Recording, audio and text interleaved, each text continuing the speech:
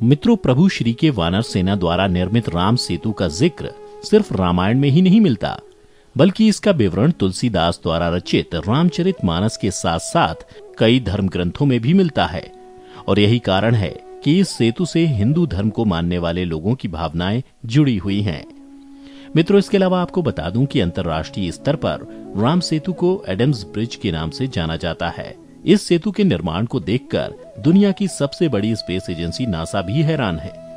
NASA अभी तक ये नहीं समझ पाया कि आखिर बिना किसी पिलर के इस सेतु का निर्माण कैसे हुआ और सेतु के निर्माण में इस्तेमाल किया गया पत्थर डूबने के बजाय तैरने क्यों लगा।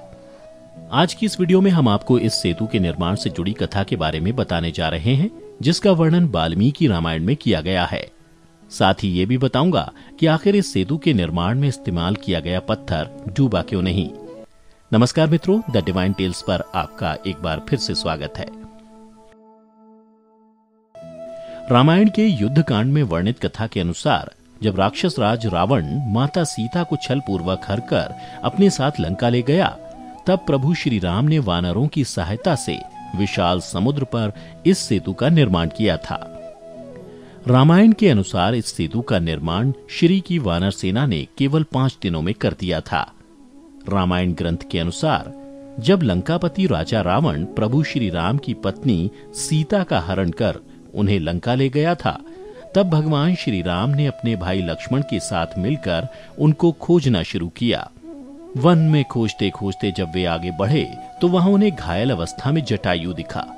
उसने प्रभु श्री राम को बताया कि उनकी पत्नी को एक ऐसा राक्षस राजा ले गया है जो मीलों दूर एक बड़े समुद्र को पार कर दूसरे छोर पर लंका में रहता है। और जब प्रभु श्री राम लंका पर चढ़ाई करने के लिए अपनी वानर सेना के साथ समुद्र तट पर पहुंचे तो उनके मन में यह विचार आया कि भला इस समुद्र को कैसे पार किया जा सकता है। फिर कुछ देर विचार करने के बाद प्रभु श्री राम ने सबसे पहले समुद्र देव को रास्ता देने के लिए कहा।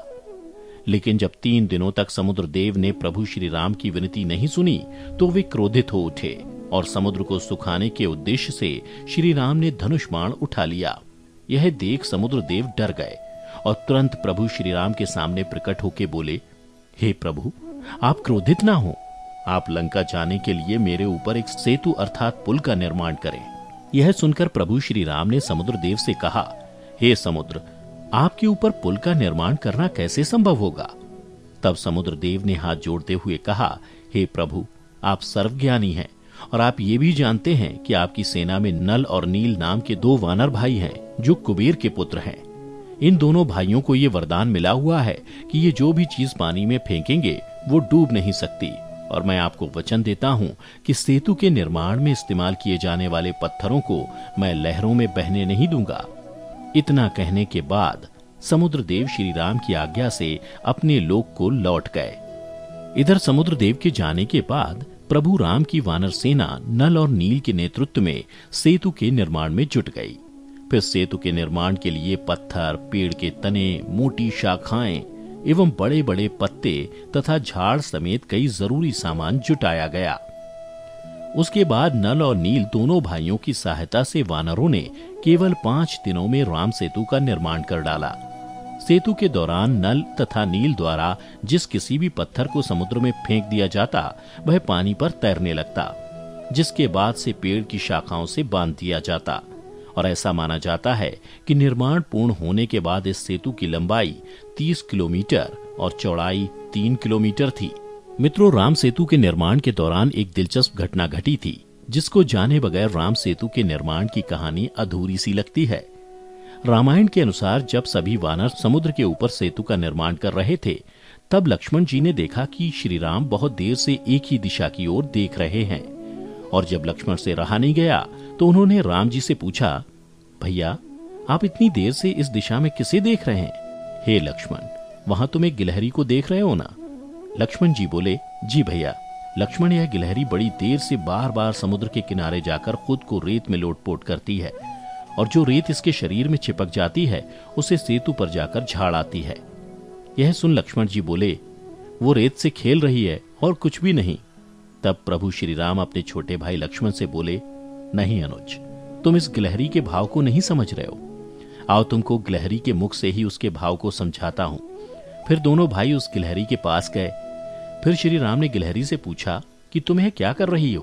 तब गिलहरी श्री राम को प्रणाम करते हुए बोली, हे प्रभु, मैं इन वानरों के द्वारा किए जा रहे इस पुण्य कार्य में अपना थोड़ा सा योगदान दे रही हूँ। इतना कहकर जब वह गिलहरी फिर अपने काम के लिए जाने लगी तो राम जी ने उसे रोकते हुए पूछा, तुम्हारे द्वारा रेत के कुछ कण डालने से क्या होगा। तब गिलहरी बोली, प्रभु आप सही कह रहे हैं, मेरे जैसा छोटा जीव इस महान कार्य में कर भी क्या सकता है। यह कार्य मैं किसी आकांक्षा से नहीं कर रही हूँ, बल्कि यह कार्य मैं अपनी आत्म संतुष्टि के लिए कर रही हूँ। अधर्म पर जीत के लिए हो रहे इस कार्य में मुझसे जो भी हो सकता है वही कार्य मैं कर रही हूँ। गिलहरी की इन बातों को सुनकर प्रभु श्री राम की आंखों में आंसू आ गए। फिर उन्होंने उस गिलहरी को उठाकर अपनी हथेली पर बैठा लिया और प्यार से उसके शरीर पर हाथ फेरने लगे। और मित्रों, ऐसा माना जाता है कि गिलहरी के शरीर पर जो धारियां दिखती हैं वो प्रभु श्री राम के हाथ फेरने के कारण ही हैं।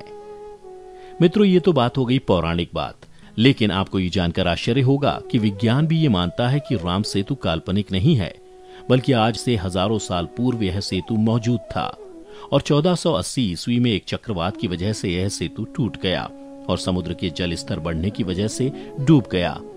इसके अलावा वैज्ञानिकों का यह भी मानना है कि यह एक खास तरह के पत्थर से निर्मित किया गया था, जिसकी वजह से इस सेतु के पत्थर पानी में डूबने की बजाय तैरते रहते। विज्ञान की भाषा में ऐसे पत्थर को प्यूमाइस के नाम से जाना जाता है, जो देखने में काफी मजबूत लगता है, लेकिन यह पानी में पूरी तरह से डूबता नहीं है, बल्कि उसकी सतह पर तैरता रहता है। तो मित्रों, उम्मीद करता हूं कि आपको राम सेतु से जुड़ी ये कथा पसंद आई होगी। अगर पसंद आई हो तो इसे ज्यादा से ज्यादा लाइक और शेयर करें और ऐसी ही आध्यात्मिक और धार्मिक जानकारी के लिए हमारे YouTube channel the divine tales को सब्सक्राइब करना ना भूलें। फेसबुक पर देखने वाले लाइक करें हमारा फेसबुक पेज। फिलहाल आज के लिए दें इजाजत। आपका बहुत बहुत शुक्रिया।